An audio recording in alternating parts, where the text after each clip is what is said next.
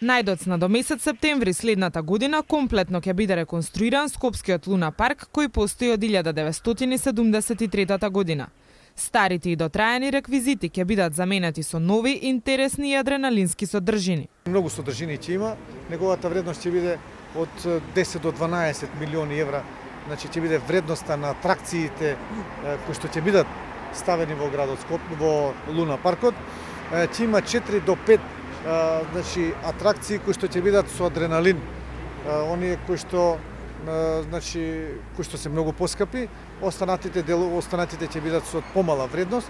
По секој случај се надеваме дека следната година градот Скопје ќе добие нов детски забавен парк или Луна парк по основ на концесионерство.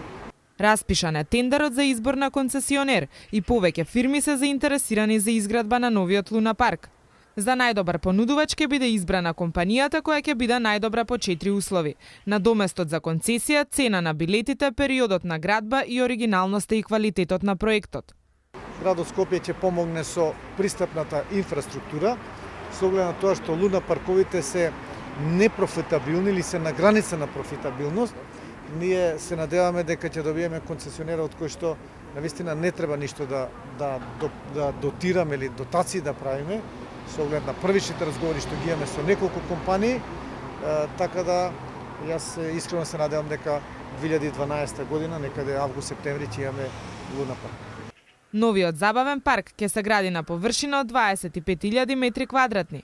Ќе има разни реквизити и атракции за забава, угостителски објекти, затворен дел за играња, дел за продажба на сувенири, паркиралишта и техничка инфраструктура.